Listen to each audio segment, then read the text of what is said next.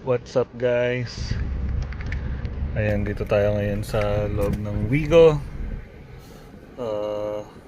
Dito tayo sa Trinoma guys. Pupuntahan natin yung yung launching ng 2024 na Wigo. Ayan. Ha? Ito yung natin, Wigo natin guys. A few inches later. Ayan guys, kapareho ng kulay ng sa amin.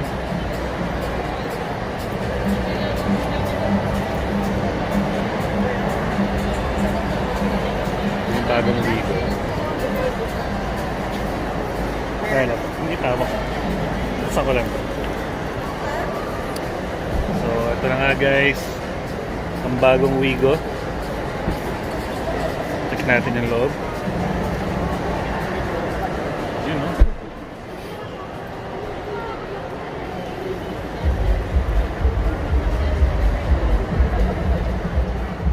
Uy, ito yung interior.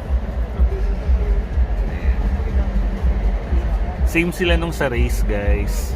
And ganito rin yung sa race. Same din pala sila nung engine ng Wigo, no? Nung current na Wigo, no? Akala ko 1.2 1.0 pa din pala. So yun, same lang din. Wala siyang center armrest dito. Pero ito yung maganda. Yung gear niya na iba na.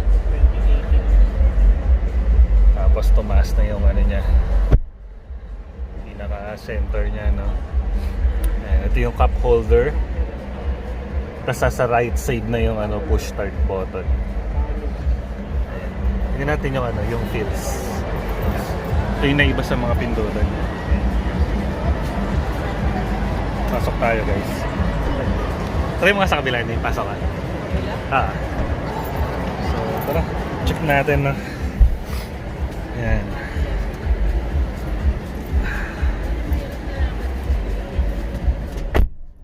Ayun. Parang okay din yung feel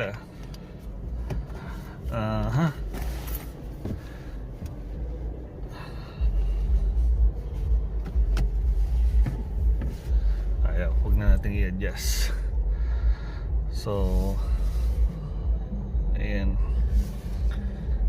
Parang feeling ko maluwag. Feeling ko lang. Sige, upo ka na. Ayan Parang iba yung iba yung dating Adjustan ba to? Hindi ko alam kung may adjustan siya. Parang wala. Ayun, meron. Ayun. Na-adjust guys. Wala lang nga siyang tilt. Telescopic ba yun? So ayun. Okay.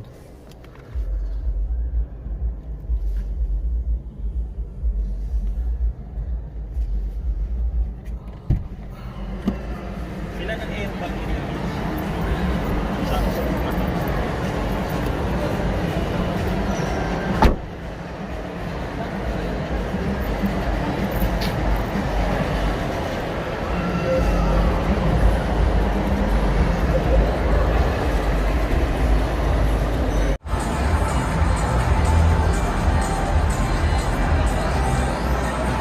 Hindi nga lang siya naka two-tone guys.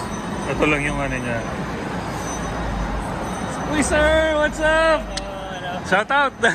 Sir! Sir. Nice to see you sir Grabe. Si Riding in Tandem.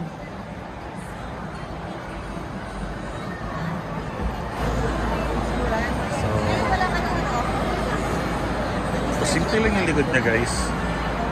Ayan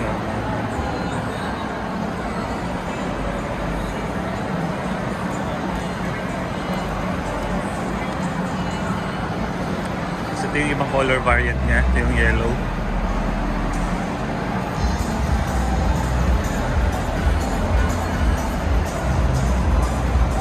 Mas taas din pala yung road clearance.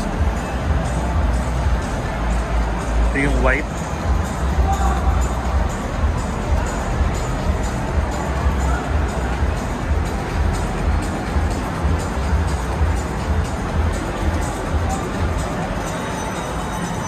Ito yung red.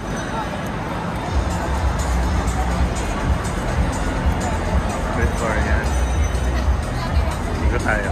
Ay, sorry. Sa loob, sir. Check naman. Ito yung engine niya, guys. Same lang din nung sa ano. Same lang din nung sa current Wigo natin.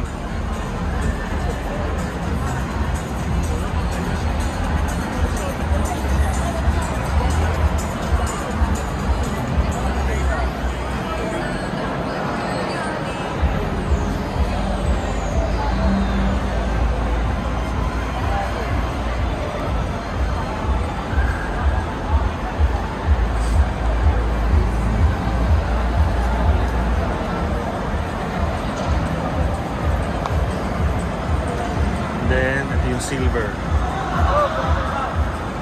Silver variant.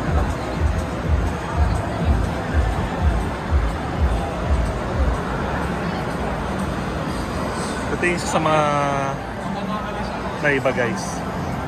Yung hindi ko alam kung fog light pa rin yan. LED na. Sa atin bilog eh.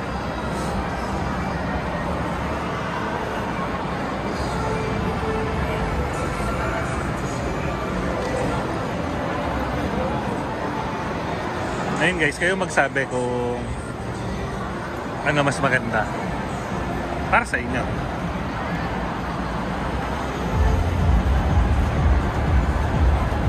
Pero syempre bago to eh. Iba yung dati. Ito yung E. Yung E variant niya.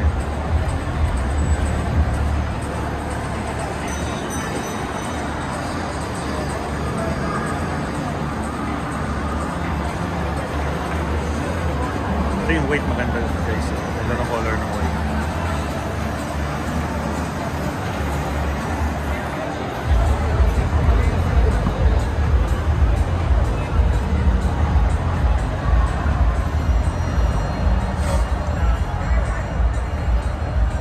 Medyo nakapaharap na pala dito sa driver seat yung ano, yung tawag dito, infotainment system niya, no?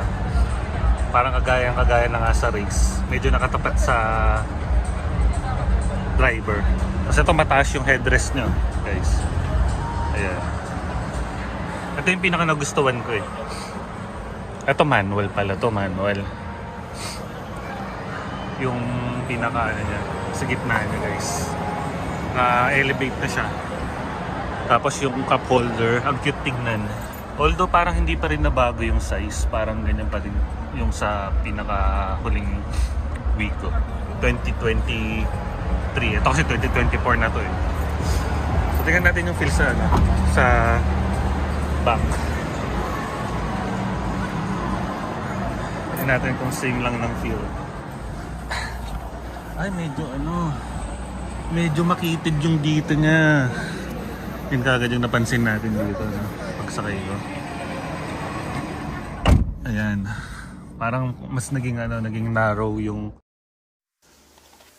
Okay. Pag-usapan natin yung tatlong variant ng Wigo 2024.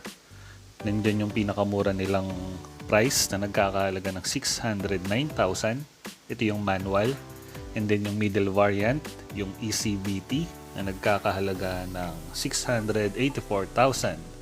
And then yung pinaka top of the line ngayon dito sa Pilipinas, yun yung G CVT, na nagkakahalaga ng 729,000. So comment lang ako guys dun sa ano, sa GRS, no. Sa Indonesia kasi alam ko meron eh. So ayun, abangan natin kung ilalabas din dito sa Pilipinas. Yung gulong na naka-two-toned na eh. Dito kasi walang nilabas na two-tone. Kahit yung G, naka-alloy wheel lang siya. So anyway, pag-usapan natin yung differences, no? Kung ano yung makukuha mo mula dun sa pinaka-top of the line na G variant ngayon. So pagdating dun sa high mount stop lamp, naka-LED na tong si G. And then walang LED itong si E, tsaka si J. At yung rear view mirror, yung nasa labas sa gilid, power fold na tong si G. Samantalang si E at si J, manual pa. Pagdating naman sa keyless entry guys, si G at si E meron, wala si J. At pagdating naman sa ignition, push start button na to si G. At si E tsaka si J, rotary pa din. Pagdating naman sa air conditioning unit, digital manual climate control tong si G. Samantalang si E and J, manual climate control.